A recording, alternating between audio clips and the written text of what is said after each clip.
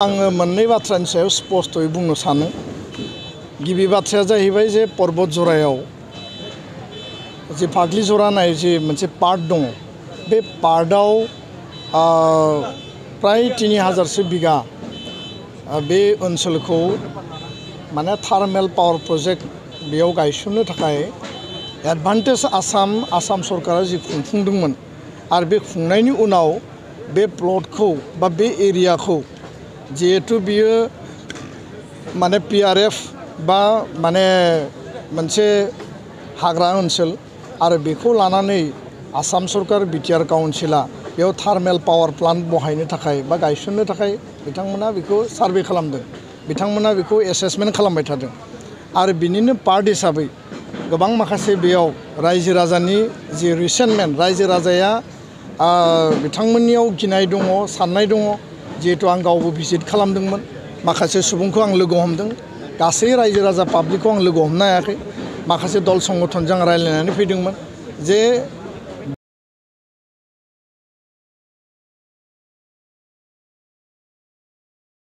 जि थासारि बे थासारियाव बिथांमोननियाव बेबायदि साननाय दङमोन। उनाव गोबां राउन्ड्स अफ सरकारनि डिपार्टमेन्ट, सरकारनि माखासे अफिसार्सफोर दङ बा नोङो land revenue department, forest department आरो बेयाव रायजो राजा दुलाराय बर' फरायसा आफाद बे ओनसोलनि गुबुन गुबुन दल संगठन बेयाव सावरायनाय जादों। सावरायनायनि उनाव गोबां माखासे बेयाव मा इम्पेक्ट जागोन, बे हाखौ बेसेबां गुवार लागोन, मा एरियाखौ लागोन, बेफोरखौ सावरायनायनि उनाव जोंनियाव जि तथ्य दङ जे डिपार्टमेन्टआ बा अफिसार लेभेलनि बा नोङो रेवेन्यू आरो फरेस्ट डिपार्टमेन्ट आरो थार्मेल पावर प्लान्ट बहायनो नागिरनाय जि मोनसे बिथांमोननि जि प्रजेक्ट दङ, बिथांमोना बुंदों जे बर' न'खर थानाय बा गामि थानाय, खेथि थानाय, बारि बागान थानाय बे ओनसोलखौ बिथांमोना लाया होननानै बुंदों। नाथाय थेवबो जोंनि आइ आफा रायजो राजाया बेखौ फोथायनो हायाखै, आसस्त जानो हायाखै। दा बेखायनो कुनु कारनाव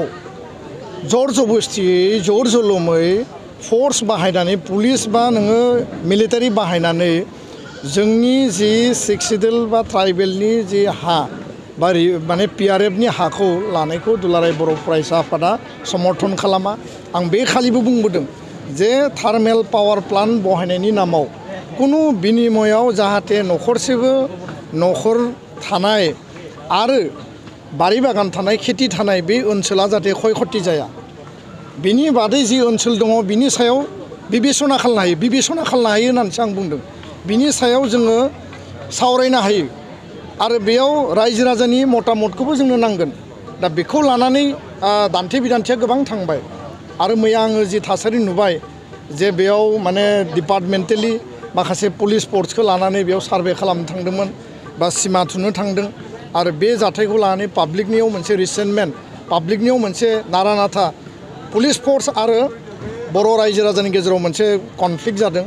बेबायदि कनफ्लिक्टखौ कुनु कारनाव जानाङा। आङो BTR काउन्सिल आसाम सरकारखौ खावलायगोन कनफ्लिक्ट आरो दमनजों जाहाथे हा लानायनि प्रक्रिया कुनु कारनाव जाया। दुलाराय बर' फरायसा आफादा बे जाथायनि सायाव जों इन्टारभेनसन खालामगोन। BTRनि चिफ प्रमद बर', आसामनि गिबि मन्त्रि हिमन्त बिश्व शर्मा बिथांखौ जोङो खावलायगोन आरो जों दाबि दैखांगोन जे रायजो राजाजों सावरायनानै रायजो राजानि मुल कनसार्नआ मा, रायजो राजाया माखौ गिदों, बेयाव इम्पेक्टआ मा जागोन आरो रायजो राजानियाव मा गिनाय दङ, बे बाथ्राखौ माने बेनि जि लकेल जायफोरा गामि दङ, न'खर दङ, बिथांमोनजों सावरायनांगोन मोजाङै आरो सावरायनायनि उनावसो बिनि मोनसे एमिकेबल सल्युसनखौ जों लाबोनांगोन। जर जबस्ति बेयाव हा लानायनि प्रक्रिया जाया आरो बे कनफ्लिक्टनि थाखाय जाहाथे फार्दार बेयाव ल' एन्ड अर्डार सिटुएसन जाहाथे जाया, बेखौ जोङो मालाबाबो लुबैया। दा बेखायनो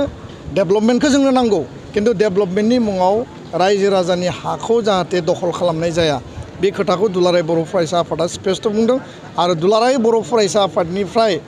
बे जाथायखौ जों दुखु मोननाय फोरमायदों, स्ट्रं जोङो जोंनि रिएक्सनखौ फोरमायदों। एमिकेबल डिसकासन जानांगौ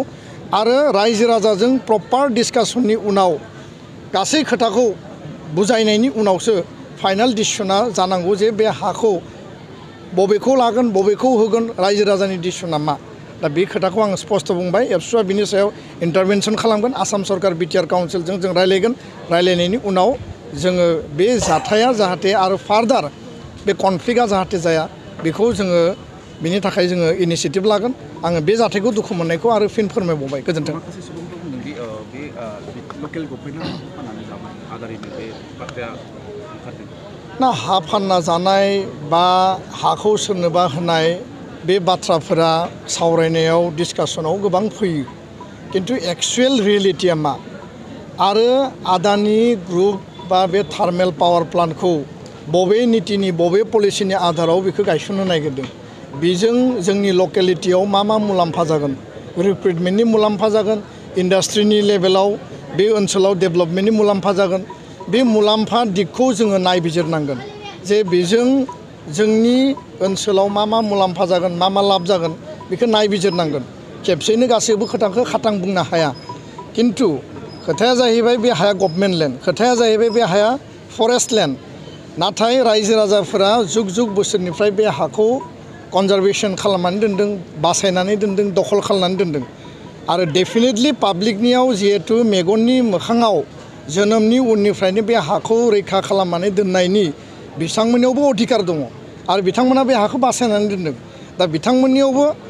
कर्तृत्व दङ जे बे हाखौ जोङो जेरै जि उद्देश्यजों लाखिनानै दोनदों जे जोंनियाव मोजाङै सोंनानै मा उद्देश्यआव बाहायगोन बबे लामाजों लांगोन आरो मा गायसनगोन बिथांमोनाबो बिनि सायाव मिथिनो सोंनो बा बिथांमोननियावबो गिनाय थागोन दा बेखायनो बे खोथाफोरा प्रपारलि जायाखै आरो प्रशासनिक दिगजों जेला खामानिखौ मावो बेयाव माने सिभिल एडमिनिस्ट्रेशन पुलिस एडमिनिस्ट्रेशना खामानिखौ मावो बेयाव पाब्लिकनि सेन्टिमेन्टनि बाथ्राया बारा प्रायरिटियाव फैया बिथांमोना जि गोजौनिफ्राय डाइरेक्सन मोनदों जि अर्डार मोनदों अर्डारखौ फल' खालामो आरो अर्डार फल' खालामनो थाङो ल' एन्ड अर्डार सिटुएसन जायो बेयाव कनफ्लिक्ट जायो मैया नारा नाथा जादों आरो कुनु कारनाव बेबायदि जाथायनि थाखाय सोरनिबा देहाया जखम जानाय सोरनिबा जिउ जोबनाय कनफ्लिक्ट आरो फार्दार जानाय ल' एन्ड अर्डार सिटुएसन जानायखौ एबसुवेट लुबैया दा बेखायनो बेयाव गभर्नमेन्ट दङ गभर्नमेन्टआ प्रपारलि बिथांमोनखौ बुजायनांगोन प्रपारलि बुजायनानै बिनि सायाव फाइनाल डिसिसनखौ पाब्लिकनि कनसार्न आरो पाब्लिकनि सेन्टिमेन्टखौ एटेनसनाव लानानैसो फार्दार खामानिखौ मावनांगौ जाहाथे जर जुलुम प्रशासनखौ बाहायनानै कुनु खामानिया जाहाथे जाया आरो पलिटिकेल लेभेलावनो पाब्लिकजों डिसकासन जानानै बेखौ एमिकेबल सल्युसन खालामनांगौ आं बेखौसो बुङो गोजोन्थों।